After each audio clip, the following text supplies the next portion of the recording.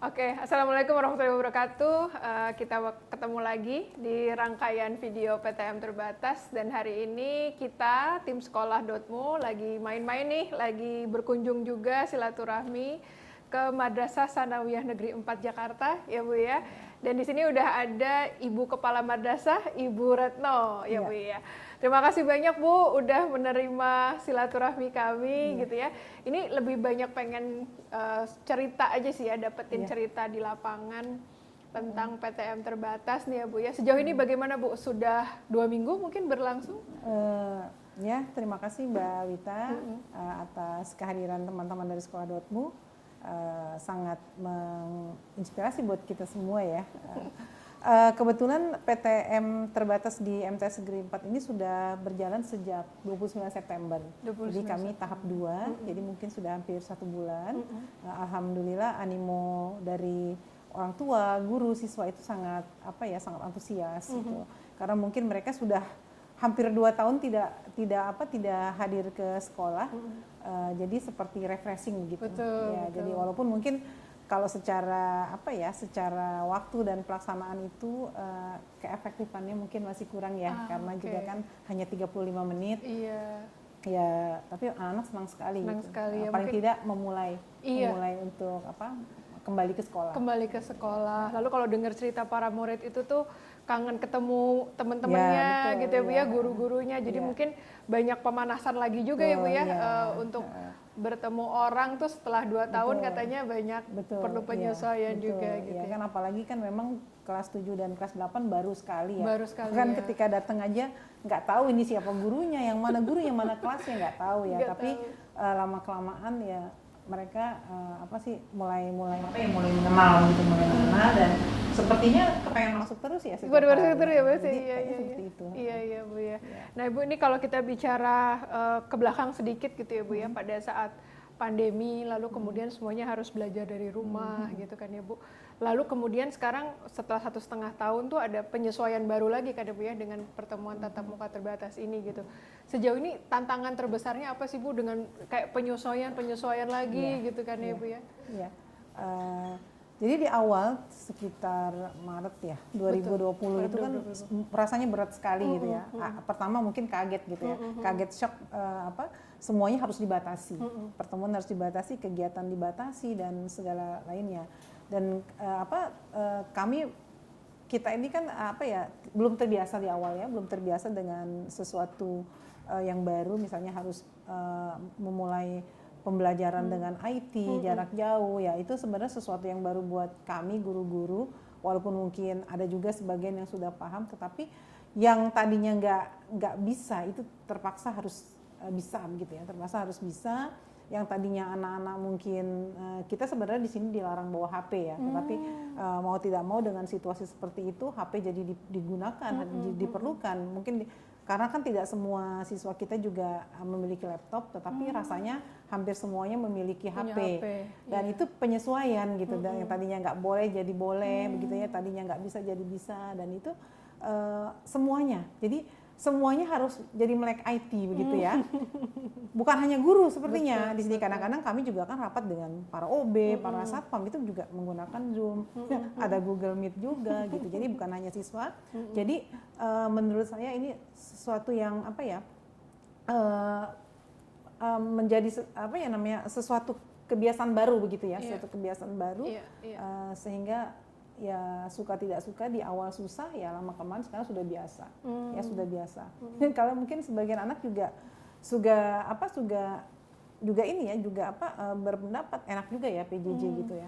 Bisa belajar. Ada enaknya gitu. Ada enaknya juga gitu ya. Belajar di rumah, kemudian bisa setengah badan mungkin ya, nggak pakai seragamnya atasnya aja begitu bawahnya ya. Celana Celana pendek. Nah, tapi rasanya sih manfaat lah. Manfaatnya. Oke, jadi sebenarnya ada hikmahnya juga ya Bu dari proses pandemi. Apalagi kemudian kita ini sudah dicoba ya, sekolah Dotmu kan sudah memulai itu kalau tidak salah ya, di awal tahun pelajaran 2020-2021 ya. Betul. Cuma mungkin kami belum lulus ya di awal begitu. Itu sudah mulai juga tuh dengan pelatihan itu ya. Cuman ya memang harus sabar gitu Betul. ya, tidak langsung gitu. Saya di sini Iya, kami iya. juga tidak langsung, tidak langsung lulus gitu, tapi sangat pengen lulus gitu. Iya. Jadi semua yang mungkin hanya 10% ketika pelatihan, tapi saya ikutkan semua gitu. Saya ikutkan semua dan alhamdulillah ya Bu bisa ya, lulus bisa lah ya Bu seperti ya, ini. alhamdulillah. Gitu. Nah Bu, kalau kita bicara kunci sukses ya Bu ya, katakanlah kalau dengar cerita Ibu tadi kan sebenarnya proses adaptasinya tuh sudah terjadi dan malah sudah seperti menemukan titik nyaman yang baru di saat yang awalnya mungkin stres sekali gitu ya Bu ya. Itu kira-kira apa ya Bu ya kunci suksesnya, atau mungkin kayak supaya kita bisa berbagi tips kepada sekolah-sekolah yang lain yang mungkin prosesnya masih belum sampai ke titik ini gitu ya. Jadi kalau saya di sini gitu, kami di sini ya, itu sesuatu yang baru itu memang sulit gitu. Tetapi saya ya mau tidak mau karena ini satu kebutuhan ya. Jadi di awal itu contohnya misalnya begini, di awal itu susah sekali mengajak teman-teman guru ikut pelatihan gitu. Jadi di awal itu saya susah nyari orang, terus jadi tidak lulus. Nah kemudian sampai berapa kali itu sampai terakhir itu kami punya guru 49 itu 40 ikutan semua gitu dan akhirnya lulus. Nah saya kuncinya saya bilang udah ikuti saja apa yang ditetapkan begitu. Mau bagaimana ikuti dulu, saya bilang ikuti dulu.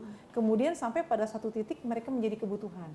Jadi kemarin itu memang susah di awal, tapi lama kelamaan karena temannya yang lain serius, mereka serius gitu. Jadi apa ya? Jadi inti kunci kami tuh ikuti dulu,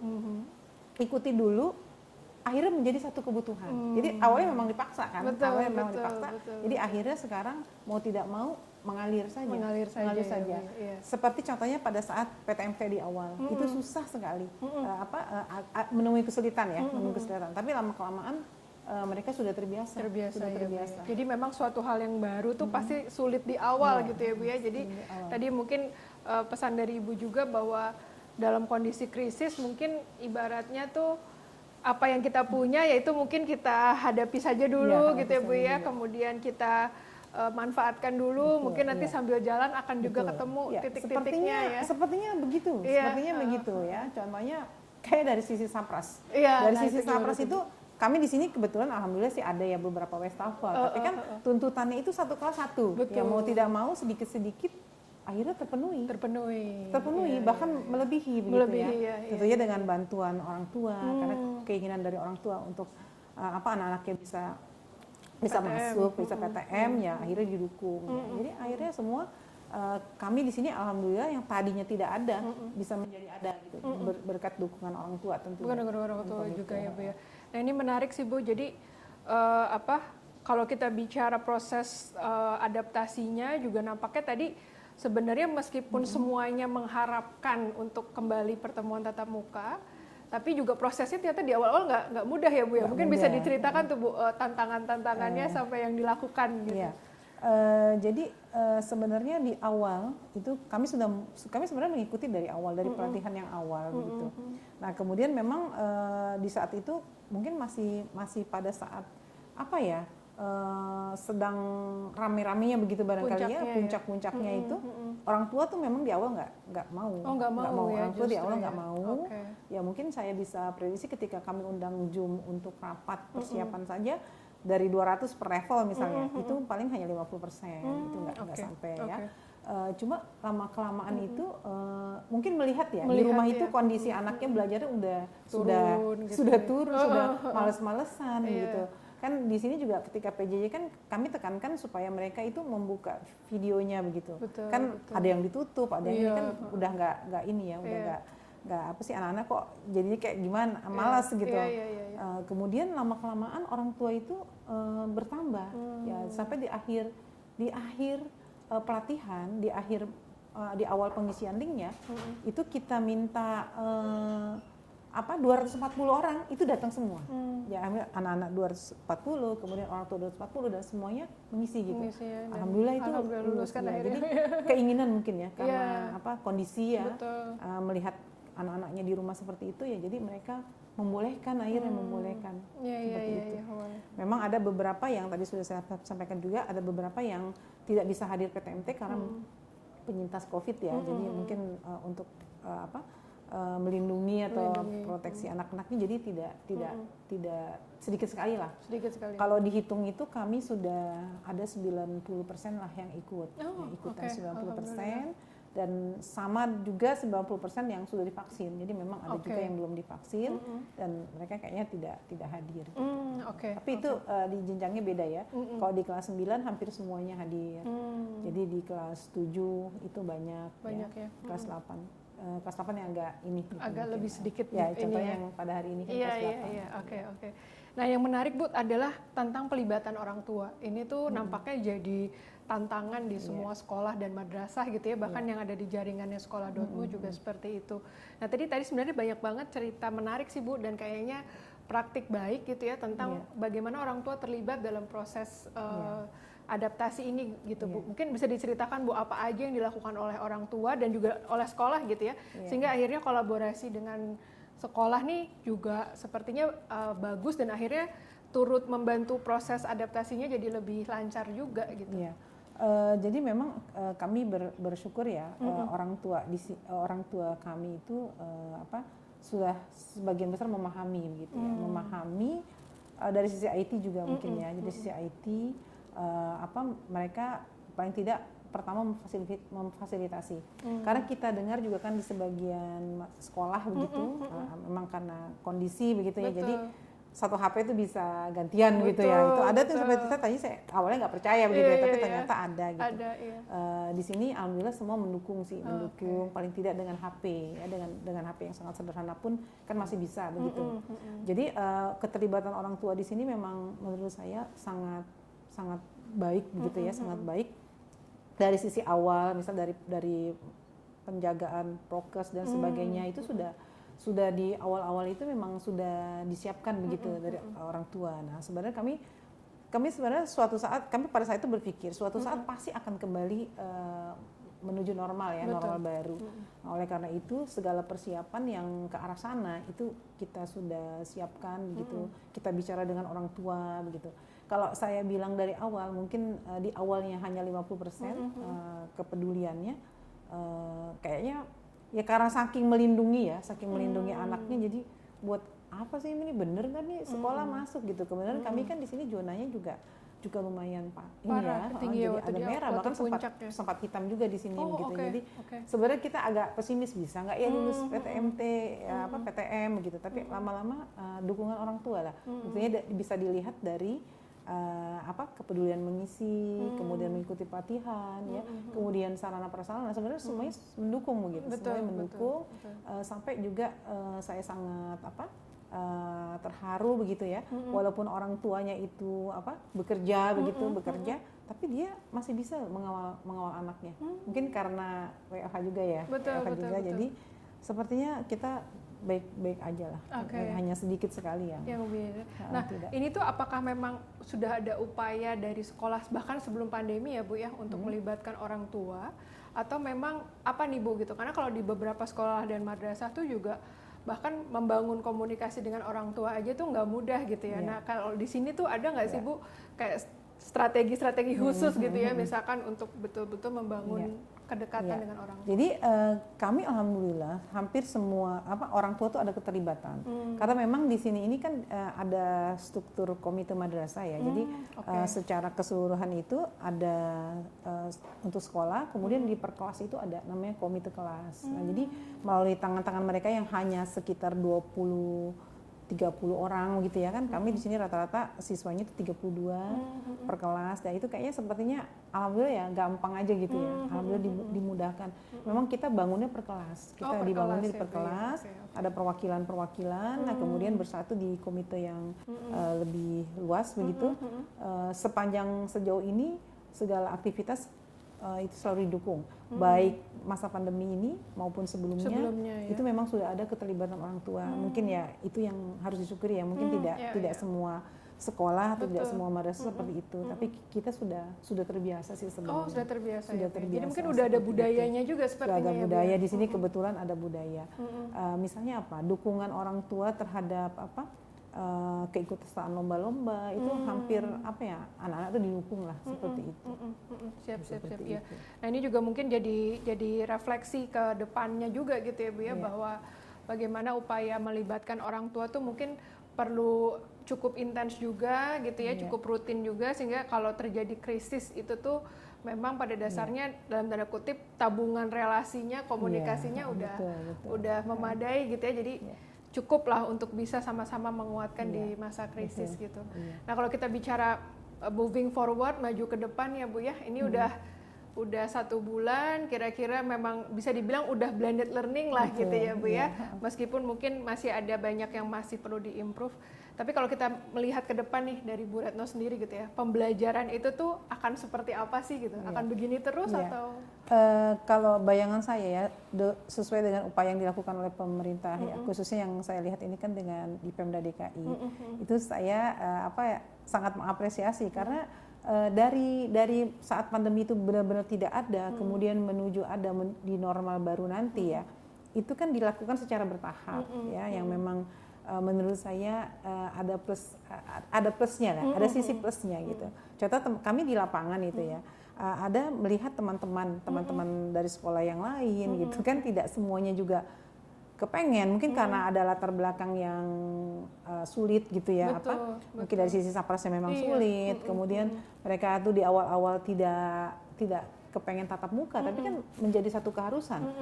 Ketika ingin tatap muka harus lulus dulu kan, harus lulus pelatihan PTKMB dan sebagainya begitu. Dan di akhir-akhir ini kan cukup banyak nih ya, cukup banyak antusiasmenya gitu ya. Saya rasa itu satu pembelajaran sebetulnya. Jadi di awal bersusah-susah dulu, kemudian akhirnya memang untuk menghadapi kondisi ke depan yang baru itu sepertinya memang satu pelajaran yang bisa diambil hikmahnya begitu. Jadi nggak brek gitu kan, bagus juga sih apa yang sudah dilakukan seperti ini. Dan bayangan saya ke depan itu, ini kalau melihat antusiasme siswa begitu ya, itu kayaknya kepengennya masuk gitu. Kalau perlu masuk aja setiap hari begitu ya, masuk aja setiap hari. Wah Ibu, kita cuma 2 minggu sekali nih Bu. Jadi mereka sebenarnya sudah sangat kepengen masuk lebih banyak ya di satu sisi. Nah kemudian pembelajaran yang didapat dari masa PJJ kemarin ya, saya rasa juga itu menjadi satu kemudahan di masa yang akan datang bagi anak-anak gitu ya. Mereka menjadi terbiasa, misalnya dengan mengadakan meeting atau pertemuan jarak jauh, toh bisa dilakukan di mana saja begitu ya. Mungkin kadang-kadang ada yang melaksanakan PJJ dari luar kota, ada juga itu ikut orang tuanya keluar kota, kemudian kamu di mana? Oh saya lagi di Padang Bu, di Palembang begitu. Itu menjadi satu hal yang terbiasa. Mungkin di era ke depan ini satu yang akan jadi kebiasaan baru juga dia Bu ya, kayak belajar dari mana aja. Tapi gitu tetap ya, pertemuan tatap secara muka langsung tidak tergantikan. Tidak tergantikan gitu. Jadi ini sudah banyak yang nunggu Bu, kita kapan masuknya lebih banyak begitu ya.